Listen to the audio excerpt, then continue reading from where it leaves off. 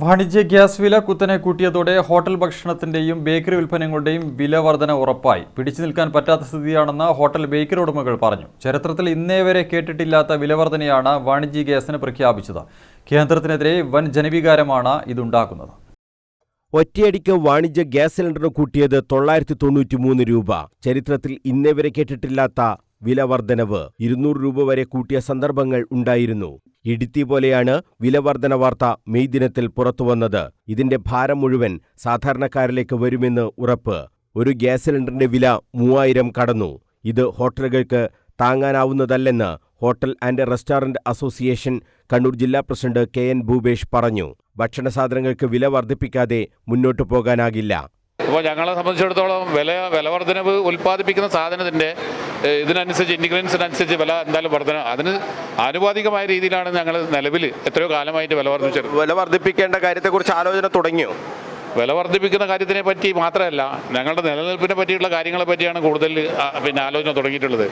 Gas വിലവർധനവിന്റെ ദുരിതമാകെ ജനങ്ങൾക്ക് മേലാണ് വരാൻ പോകുന്നതെന്ന് ഹോട്ടലിൽ ഭക്ഷണം കഴിക്കാനെത്തിയവരും പറഞ്ഞു. സ്വാഭാവികമായിട്ടും ഇപ്പം ഓൾറെഡി എല്ലാ സാധനങ്ങൾക്കും വില വർദ്ധിച്ചിരിക്കുകയാണ്. യുദ്ധത്തിൻ്റെ കാരണം കൊണ്ടും പല കാരണങ്ങളും പറഞ്ഞുകൊണ്ടും എല്ലാത്തിനും വില കൂടിയിരിക്കുകയാണ്. ഇപ്പോൾ ഗ്യാസിന് വില കൂടിയിരിക്കുകയാണെങ്കിൽ അത് സ്വാഭാവികമായിട്ടും ഞങ്ങൾ സാധാരണക്കാരനെ ബാധിക്കുക. ഹോട്ടൽ ഉടമകൾക്ക് വില കൂട്ടുക അല്ലാതെ വേറെ വഴിയില്ല, അവർക്ക് കൂട്ടേണ്ടി വരും. ഇപ്പോൾ അവർ ചിലവ് കൂടുമ്പോൾ സ്വാഭാവികം അവർക്ക് കൂട്ടിയേ പറ്റും. സാധാരണക്കാരെ പൊതുവാറ് ആൾക്കാരാണ് ഇതിൻ്റെ ചിലവ് വഹിക്കേണ്ടി വരിക, അതിൻ്റെ ബുദ്ധിമുട്ട് സഹിക്കേണ്ടി വരിക സാധാരണക്കാരെ പൊതുജനങ്ങളാണ്. ബേക്കറി മേഖലയിലും വലിയ പ്രതിസന്ധിയാണ് ഇതുണ്ടാക്കുക. പിടിച്ചു നിൽക്കാൻ കഴിയാത്ത സാഹചര്യമാണ് നിലവിലുള്ളതെന്ന് ബേക്കേഴ്സ് അസോസിയേഷൻ കണ്ണൂർ ജില്ലാ പ്രസിഡന്റ് ഷബിൻ കുമാറും പറഞ്ഞു. 100% ഇത് 1000 രൂപ എന്ന് പറയുന്ന ഒരു സിലിണ്ടർ ഓരോരോ ബേക്കറിക്കാരും 5 മുതൽ 10 സിലിണ്ടർ വരെ എടുത്ത് നടത്തുന്ന ബേക്കറിക്കാരാണുള്ളത്. അവർക്കൊക്കെ വരുന്ന ഭീമമായൊരു നഷ്ടം.